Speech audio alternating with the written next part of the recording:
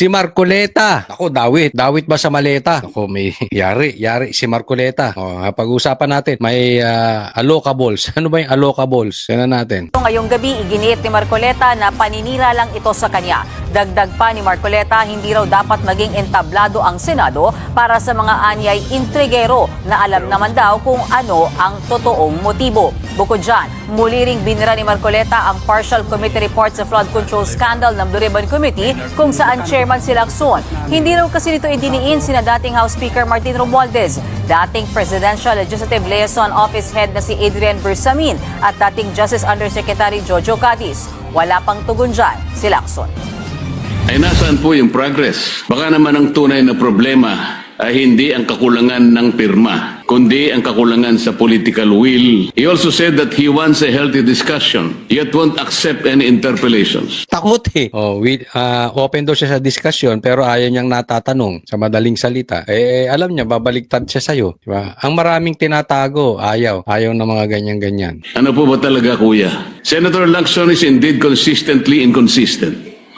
Mismo na target mo. Lacson is consistently inconsistent. One thing consistent with Lacson, inconsistent siya. Paiba-iba. Ay, alam mo, pag paiba-iba ka, Pinky Lacson, para kang Pinky, ha? Pinky. Invoking transparency when convenient, but resisting accountability the moment questions are directed at him.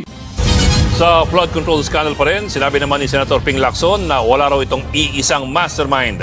Ayon kay Lacson, base sa mga nagdaang hearing at sa partial committee report, may mga mastermind sa katiwalian sa kada rehiyon. Si Lacson ang chairman ng Senate Blue Ribbon Committee na nanguna sa investigasyon sa korupsyon sa flood control projects. There's an overall mastermind. Kasi nga, di ba, driven by greed. Saka sabi ko nga, di ba, parasitic eh.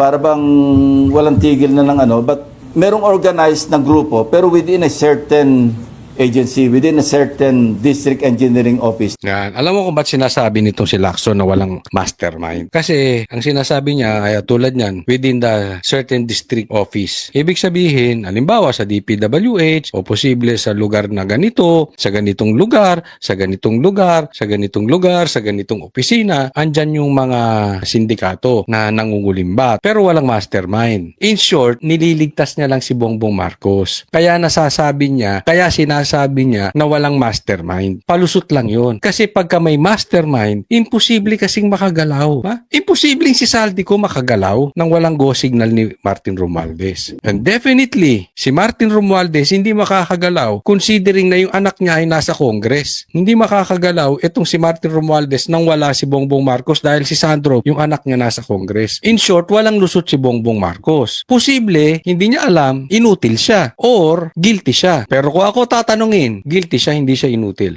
Ewan ko, kayo, tanungin ko, tama ba ako o tama-tama? Diba? Ano sa tingin ninyo? Walang alam si Bongbong Marcos, mahinang presidente lang, inutil lang, o siya talaga ang mastermind? Dagdag pa ng senador, maging ang pugante at dating kongresistang si Zaldico ay hindi pa rin matuturing na mastermind. Sa ngayon, hindi pa rin napapauwi ng Pilipinas si Ko na sinasabing nag-apply na ng political asylum sa France.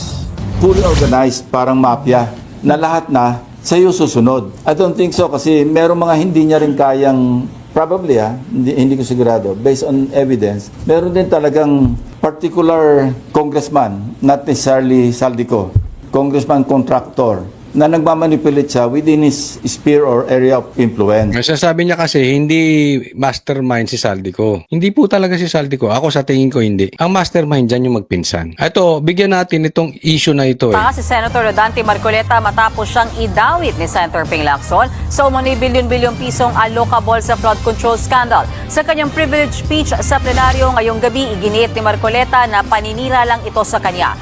Yung usapin na patungkol dito sa may allocables naman si billion, 500 million ata? 500 billion. I'm not sure do sa numero. Pero itinuturo itong si Marcoleta. Ngayon, parang uubusin ni Lacson ng mga senator. Sinong nasa listahan ni Lacson? Doon sa partial report, si Chis Escudero, si Jinggoy, si Joey Villanueva. Ngayon, itinuturo naman niya si Marcoleta. Isipin mo, tinuro mo ng lahat. Kulang na lang ubusin mo ang mga senador. Pero yung mga congressman, hindi mo maituro. itinuturo, ni hindi mo nga maipatawag, ni hindi mo nga mabanggit, nakasabwat etong si Romualdez. Na itinuturo ng 18 Marines na ang mastermind na hinahatiran nila ng maleta ay si Romualdez tsaka si Bongbong Marcos. Hindi po sa pinagtatanggol ko itong mga senador, but definitely effective po kasi kung ang iyong binabanatan ay mga senador, effective for diversion. Kaya kung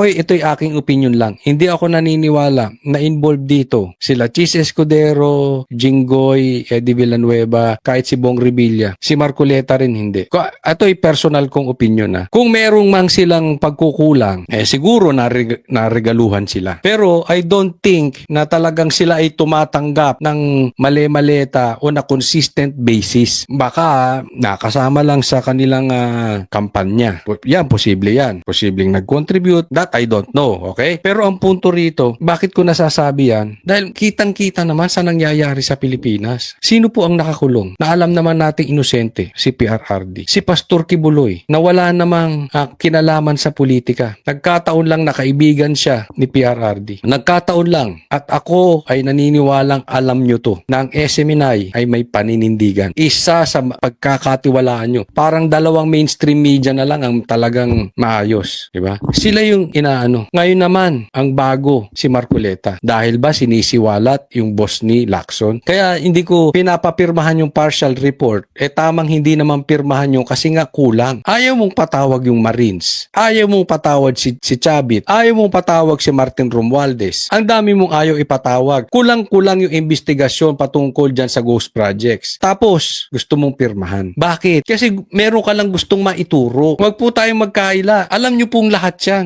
Alam nyo hindi ako nagsisinungaling. Alam po ninyo na style po yan ng gobyernong ito. Ilihis yung usapin. Simula nang bumitaw si Marcoleta, napalitang Blue Ribbon Chairman. Simula nang napalitan si Chis Escudero bilang Senate President, napalapit ba tayo doon sa pagresolba kung sino ang mastermind netong flood control scandal? O lalo tayong napalayo? Bakit naman pinag-initan to si Chis? Di ba? Dahil sa usaping tila kinampihan niya si BP Sara patungkol doon sa Fort Worth. Alam naman natin yan. Di ba? Bakit binabanatan yung iba? Sila Jinggoy. Kasi alam natin, boboto yan laban sa conviction sa impeachment. Sila Villanueva. Alam natin yan. Si Bong Revilla din. Bakit pinag-iinitan? Kalaban sa politika sa Cavite. Para meron silang maiturong sikat, malilihis. Lahat ng nangyayaring ito, pansin nyo, palayo tayo kay Romualdez sa kay Bongbong Marcos. Yang ginagawa ni Lacson at ni Tito Soto, palapit ba tayo sa mga mastermind o palayo? Kayo na humusga. Kasi lahat ng sinasabi ko rito, palpak. Lahat ng sinasabi ko, mali. Kung naririsulba sa totoong buhay, itong ghost projects. Pero kung hindi, lalo tayong lumalabot palayo ng palayo. Tama ako, mali itong sila Lacson. Hindi po sa nagmamagaling tayo. Pero kita nyo naman sa nangyayari sa paligid. Si Chavit na lang, hindi ipatawag. Willing siyang pumunta dyan.